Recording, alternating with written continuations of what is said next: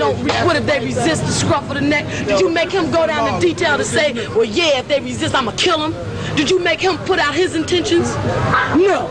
You don't never question Rizzo. And Rizzo is questionable. That man ain't told the truth since he got in office. That man ain't been agreeable since he got the name of mayor. We're saying it's about time that y'all start putting the truth. Don't question the person that's telling the truth. Question the person that's telling the lie.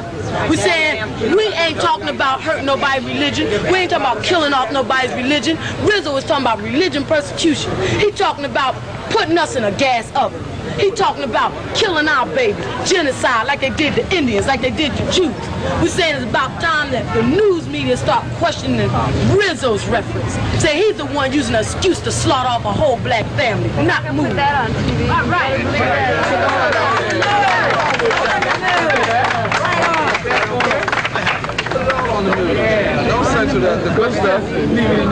If the law says you must be out of this house, then you must be out of this house. If the law says you cannot cross on a red light, you cannot cross on a red light. And you have every opportunity to appeal if you lose. And the law says you got to move.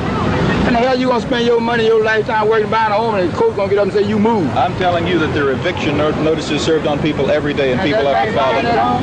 Would that warrant the police coming in and shooting them? If you're buying your bricks, and you have... I don't own the ground, but wait a second. If you own a home and you have broken the law... Y'all gonna get up and put me out any kind of way you want?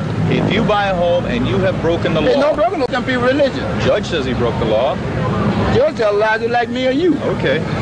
If either side said, I am happy with the job you're doing of representing this story...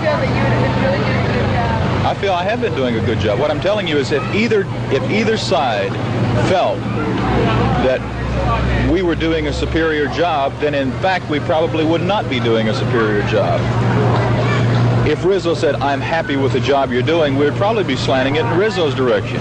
If Move said, hey, you're doing a great job reporting, then we would probably be slanting it in Move's direction. Both sides are down on us. What are you trying to accomplish? Trying to tell the truth. Reporting what you see here today. That's it. That's all we ever try to do.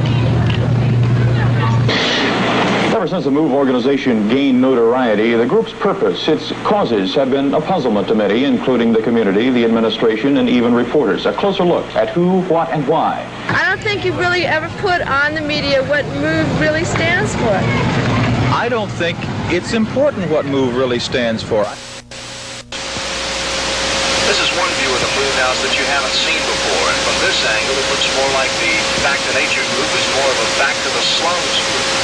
One resident here told me he can't believe that the city spent $2 million on the MOVE project and it still isn't over. Another resident said the city can't keep backing into a corner forever. I'm Rob Jennings, Channel 6 Action News in Powell and Village. All I would have to do to be able to use that legitimately in a legitimate news story is to say one of the people around here who is on the roof with me took a look over there and said, quote, the Back to Nature group looks more like a Back to the Slums group from this angle. I could use that comment legitimately in a news story then. Take two. Watching, waiting. News people, local residents, just curious. Soon, city policemen will start serving arrest warrants on the people in this house. It's only a matter of time. MOVE didn't move, and thus violated its agreement with the city reached last May. This isn't the only house occupied by MOVE members in the Powell and Village area, but for 4 years, neighbors say they've had to put up with this one, the sight and the smell, and that they'll be glad when it's gone. The 6 people that I interviewed all said they were against the MOVE organization staying here. Now, if you were suggesting that I go out and dig up somebody just to get somebody to say that they love MOVE, then I'm not going. They're right across the street from MOVE. Right here. Right here. Now, these people live in that building right there, which is less than 50 yards from the house. Okay? Bring one out.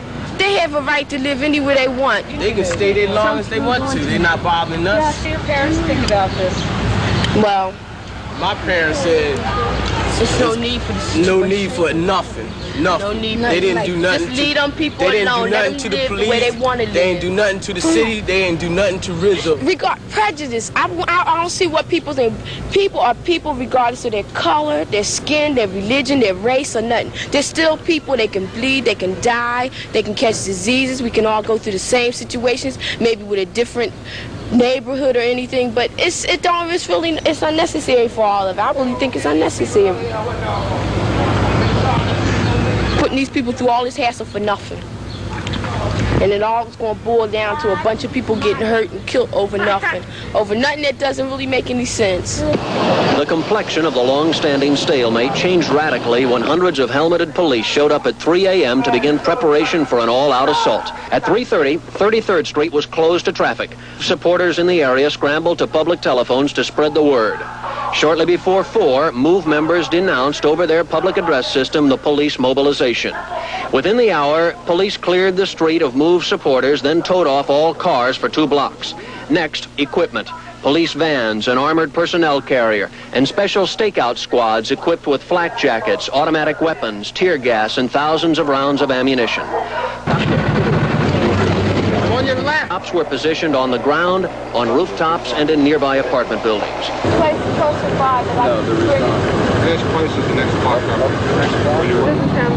With Police Commissioner Joseph O'Neill personally directing the massive police demonstration, a bullhorn announcement came at 6 a.m. directing MOVE to surrender immediately. MOVE ignored it. At 6:10 a.m., Mayor Rizzo finally, after 15 months of confrontation, used the force he'd threatened all along.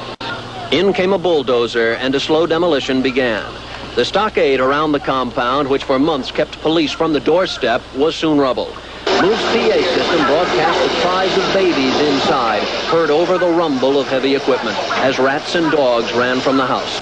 Well, under the circumstances, Jim, I think it's safe to say that the rats used more common sense than the people inside the house. The rats ran when the fence came down. And as I perceived it while watching this drama unfold, MOVE gave its dogs more of a chance than it gave their own children. The dogs, at least, were left to the Pennsylvania SPCA. Will you identify yourself? Belita Johnson.